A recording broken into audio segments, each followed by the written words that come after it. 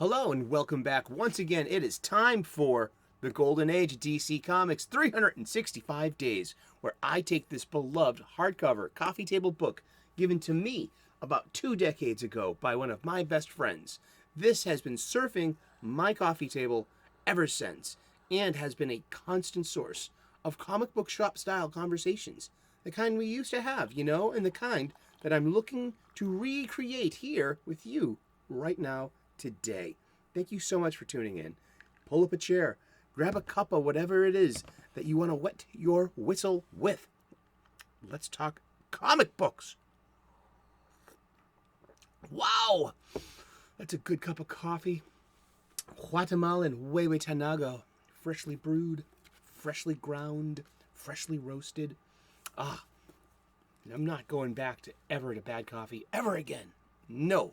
Not for me. I deserve the best. And so do you. This is the Golden Age of DC Comics. We're using this book for its intended purpose. It's a 365 days book. We're going to open up to today's date, which is October the 25th. We are going to look at some comic book art from an antediluvian age. We are going to read the blurb, and then we're going to talk about comic books. And we're going to talk about comic books every day for the rest of the year. Let's see. This is a 2004 Abrams publication, written and curated by Les Daniels, Chip Kidd, and Geoff Spear. You can find the link to the Amazon page in the description. You can get your own copy. Seriously. The Golden Age runs between 1938 and 1955. The Silver Age between 1956 and 1970. The Bronze Age. I'm a Bronze Age baby myself. I'm also an asthmatic, so if you hear a little bit of a wheeze here and there, hey, the seasons change, and you roll with it. I've had asthma all my life, and it's a little wheeze I have. Just reminds me of how blessed we are to have working bodies. Yeah, no, and but yeah, I get the Bronze Age from 1970 to 1985, and the Copper Age begins in 1985. I get these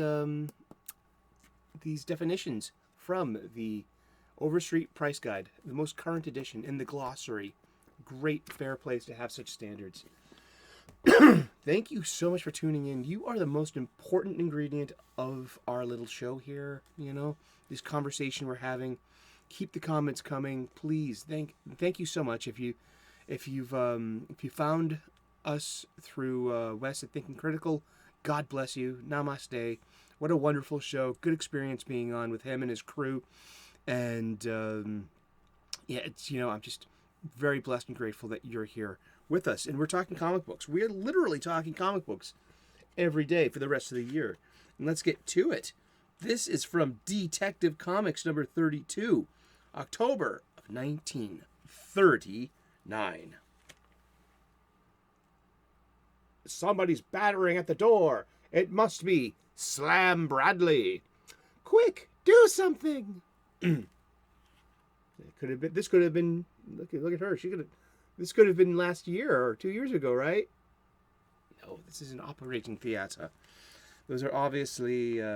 She's got a syringe in her hand, and there's a cross and a beaker vial or whatever that is, and she's got some kind of cross on her sleeve there, and that looks like a doctor's garb, but he's definitely a monster. Let's read this. It's October the 25th, and I hope that you are clobbering your problems and not being clobbered by them.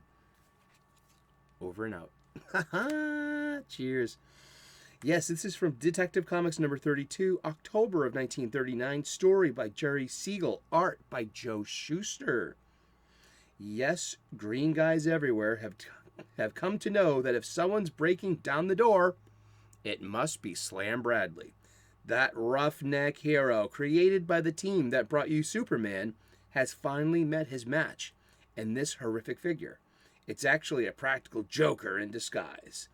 That's his daughter playing nurse. I wanted to see how great Slam Bradley could take it. Yeah,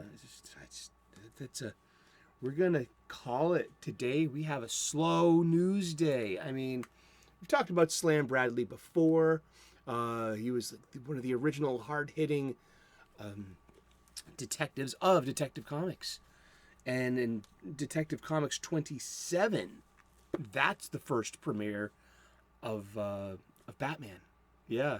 And so Detective Comics was around just for a little bit before Batman and has its own rich history, doesn't it not? I'm going to wet my whistle. Get rid of the wheeze.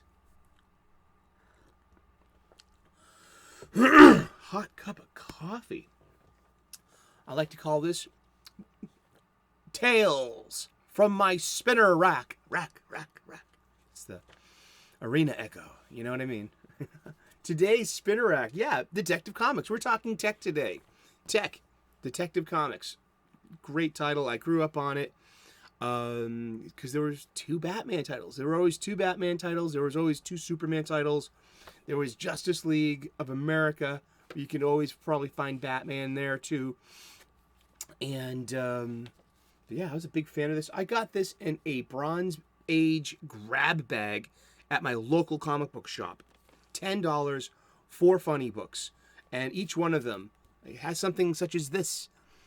A magic key to a sense memory. I mean, I didn't have ColecoVision or an Atari 2600. My friends did, and I don't recall them having the He-Man game. I remember, the Atari 2600. But yeah, this is Batman versus Deadshot. Here, Deadshot's one of Batman's villains. This is, I will read the indicia, because, yeah, remember, the fine print on the, you will find this in every one of your funny books. The fine print, it's chock full of information. This is Detective Comics, issue number 536. Its cover date is March of 1984. So this probably was on the news, was on the spinner racks and newsstands about December of 83 or January of 84. And I would have been 11 years old when I originally had this. If I originally had this. There were so many comic books I had. I can't remember literally every one. But yeah, ads. For what? It's 1984. The Atari 2600. We're in this huge video game craze of like coin-operated video games. Heaven was going to an arcade and getting your hands on something like Battlezone, which had this periscope thing, and you're driving a tank. For me, Tron, the upright video game Tron, that was beautiful. It was a piece of work. Had great music. It was just what a beautiful looking cabinet video game. And but this was written by Doug Mensch. The artists were Gene Colan and Bob Smith. Ben Oda was our letterist, Adrienne Roy our colorist, and Len Wein was the editor, the legendary Len Wein. And this is Detective Comics 536, published monthly by DC Comics Incorporated, 666 Fifth Avenue, New York, 10103. Indeed, DC Comics is a Warner Communications company. Yeah. That happened, yeah. It really is. Yeah, DC was its own thing until 1967. And then DC got bought out by this huge corporation called the Kinney Corporation. And I think in 1972, the Kinney Corporation bought a floundering, well-known, huge movie house and its library and its resources called Warner Brothers 7 Seas. And so Kinney rebranded as Warner. And that's how DC Comics became part of Warner Brothers. Yeah, since 1967, basically, or 72, technically, But Kinney was the huge corporate, the suits who bought out the little publishing company. Yeah. Let's get back to this funny book. This issue of Tech issue 536 from March of 1984. And yeah, we've got sequential art. We've got a classic Batman. You know, we've got police cars. I don't even know the story really. I mean, ooh, my goodness.